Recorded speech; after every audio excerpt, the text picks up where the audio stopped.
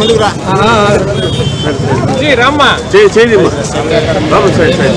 ఒకటో తేదీ ఆదివారం కానీ ఏదైనా ఫెస్టివల్స్ వస్తే ముందు రోజు ఏదైనా ఫెస్టివల్ వచ్చినా అధికారులు ఇబ్బంది పెట్టకూడదనే ఉద్దేశంతో ముందు రోజు ఏమైనా ఆదేశించడం ఈరోజు రాష్ట్రం మొత్తం మీద అన్ని జిల్లాల్లోనూ అన్ని మండలాల్లో అన్ని గ్రామాల్లో పండుగ వాతావరణంలో తెల్లవారుజామున జరుగుతుంది.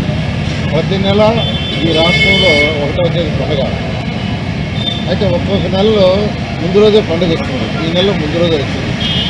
అలా ఈరోజు రాష్ట్రం మొత్తం పక్షులు ఇస్తున్నారు. ఈరోజు నేను నెల్లూరులో కూడా యాక్చువల్గా సర్వేపల్లి కాలువ కట్ట మీద మెన్షన్ చేయడం జరిగింది.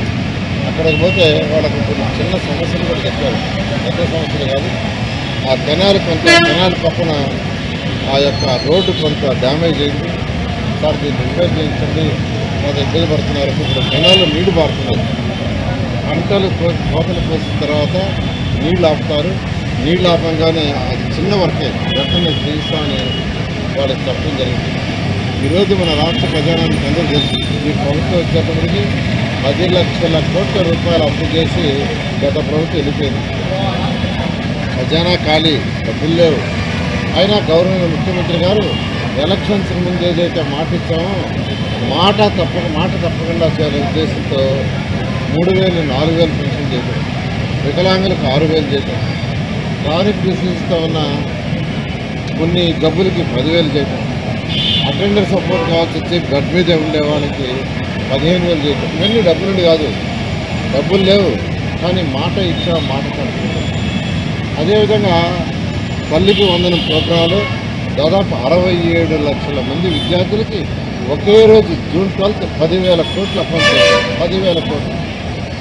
యువనాయకుడు లోకేష్ ఒకటే చెప్పాడు, మనకి ఎన్ని ఇబ్బందులు ఉన్నా మాట తప్పకూడదు అనే ఉద్దేశంతో 10,000 కోట్లు ఒకే రోజు.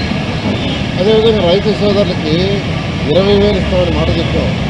6,000 కేంద్ర ప్రభుత్వం, రాష్ట్ర ప్రభుత్వం 14,000. మాట తప్పకుండా వాళ్ళు ఇన్స్టాల్మెంట్ ఇచ్చేప్పుడల్లా రాష్ట్ర ప్రభుత్వం ఇస్తుంది. ఇది కూడా చిన్న విషయం కాదు. అదేవిధంగా ఆటో డ్రైవర్లకు పెంచుతాం అన్నాం, అన్న ప్రకారం మాట పెంచాం. మహిళలకి ఉచిత బస్సు ప్రయాణం అన్నాం. ఈరోజు వాళ్ళ ఆనందానికి అర్థం లేదు.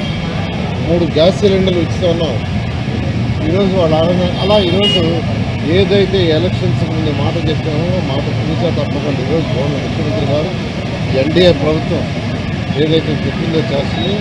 అయితే ఒకటే నేను అందరికీ చెప్పేది, నెల్లూరు శాసనసభ్యుడిగా నెల్లూరులో కూడా అనేక సమస్యలు ఉన్నాయి. ఆ సమస్యలన్నీ తీర్చడానికి 1 by 1 చేసుకుంటూ వస్తున్నాం. అందరూ కొద్దిగా ఓపిక పడితే నెల్లూరులో ఏదైతే డ్రైనేజ్ సమస్యలు ఉన్నాయో ఆ డ్రైనేజ్ సమస్య ఆల్రెడీ గౌరవ ముఖ్యమంత్రి గారు 50 కోట్ల బడ్జెట్లో శాంక్షన్ చేశారు. ఆ వర్కులు స్టార్ట్ అయినాయి. అవన్నీ కూడా త్వరలో పూర్తి చేస్తాం. అయితే దానికి ఆల్రెడీ అందరూ సహకరిస్తున్నారు. 2 పక్కల 3 మీటర్లు కావాలని అధికారులు అడిగితే వాళ్ళతో మాట్లాడి కెనాల్కి ఒక పక్కే 3 మీటర్లు పెట్టించారు. మెయింటెనెన్స్ కానీ కాలువ కట్టడానికి కానీ తర్వాత మెయింటెనెన్స్ కానీ తర్వాత మొత్తాన్ని రోడ్ చేయమన్నాను. ఆ మొత్తం రోడ్ చేసి ఈరోజు ఆ కెనాల్స్ అన్నీ దాదాపు 10 అడుగుల నుంచి 30 అడుగుల రోడ్లు అవుతున్నాయి. అవన్నీ కూడా కెనాల్ కట్టడమే కాదు, 2 పక్కల కాంక్రీట్ వాళ్ళు కట్టి పైన స్లాబ్ వేసే విధంగా టెండర్ పిలిపించారు. స్లాబ్ వేసేసి ఎండ్ రోడ్ చేస్తే ఈరోజు ప్రతి దగ్గర దాదాపు 30 అడుగుల దాకా రోడ్లు వస్తున్నాయి. ఈ విధంగా ఒక ప్రణాళిక ప్రకారం నెల్లూరు వస్తున్నాం. తర్వాత ప్రతి 15 అడుగులకి అంటే 5 మీటర్లకి ఒక చెట్టు ఆ ప్రోగ్రాం స్టార్ట్ చేసాం. అది కూడా 3 నెలలు అయిపోతుంది. ఎండ్ రోడ్స్ గ్యాప్స్ ఉంటే అది పూర్తి చేస్తున్నారు. పార్ట్ హోల్స్ ఎక్కడన్నా ఉంటే అది చేస్తున్నారు. పార్కులు దాదాపు అయిపోయినాయి, కేవలం కొద్ది మాత్రమే. అవి కూడా వీలైన తొందరలో చేస్తాం. మీకు అందరికీ తెలుసు, స్కూల్స్ 15 హై స్కూల్స్ని స్పెషల్గా టేకప్ చేసాం. అవి కూడా జరుగుతున్నాయి. ఇవాళ కూడా ఒక స్కూల్లో వర్క్ చేసేదానికి శంకుస్థాపన చేస్తున్నాం.